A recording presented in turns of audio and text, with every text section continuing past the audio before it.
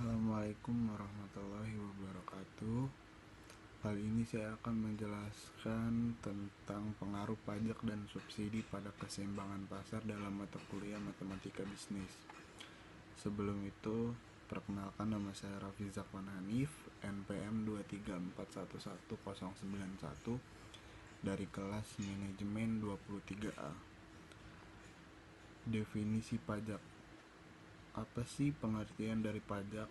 Pajak adalah iuran rakyat kepada kas negara berdasarkan undang-undang yang dapat dipaksakan dengan tiada mendapatkan jasa timbal balik yang langsung dapat ditunjukkan dan yang digunakan untuk membayar pengeluaran umum.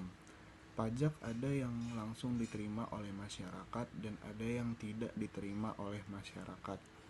Jenis-jenis pajak adalah pajak penghasilan (PPH), pajak bumi dan bangunan (PBB), pajak pertambahan nilai (PPN). Definisi subsidi.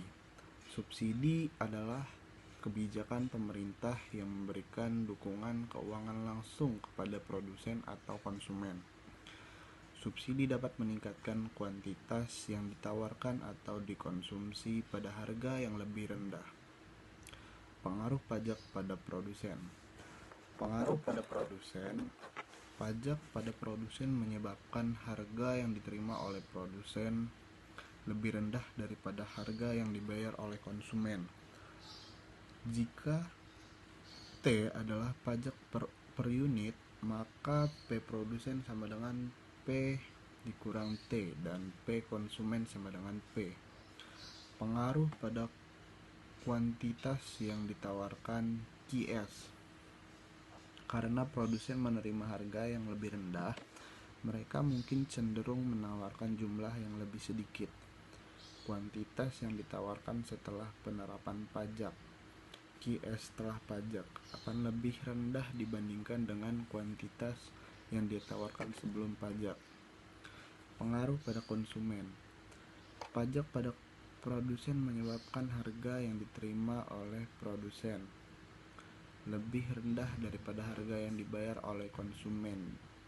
Jika T adalah pajak per unit, maka P produsen sama dengan P dikurang T dan P konsumen sama dengan P. Pengaruh pada kuantitas yang diminta QD. Karena produsen menerima harga yang lebih rendah, mereka mungkin cenderung menawarkan jumlah yang lebih sedikit. Kuantitas yang ditawarkan setelah penerapan pajak QS setelah pajak akan lebih rendah dibandingkan dengan kuantitas yang ditawarkan sebelum pajak. Debt weight loss. Pajak seringkali menyebabkan debt weight loss, yaitu kehilangan kesejahteraan ekonomi karena adanya transaksi yang seharusnya terjadi, tetapi tidak terjadi karena beban pajak.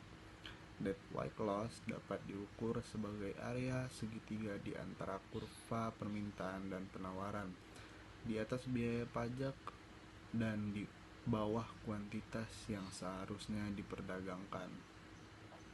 Contoh pengaruh pajak, misalnya jika kita memiliki fungsi permintaan QD sama dengan A dikurang B P konsumen dan fungsi penawaran QS sama dengan C plus D produsen, di mana A, B, C, D adalah konstanta.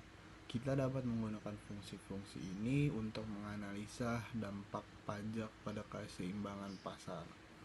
Subsidi pada produsen atau konsumen. Analog dengan pajak, subsidi juga dapat mempengaruhi keseimbangan pasar. Subsidi pada produsen atau konsumen dapat meningkatkan kuantitas yang ditawarkan atau diminta tergantung sifat subsidi tersebut. Pemahaman yang baik tentang matematika bisnis dalam konteks pajak dan subsidi memungkinkan analisa yang lebih mendalam terkait kebijakan fiskal dan dampaknya terhadap ekonomi pasar. Sekian dari saya, terima kasih. Wassalamualaikum warahmatullahi wabarakatuh.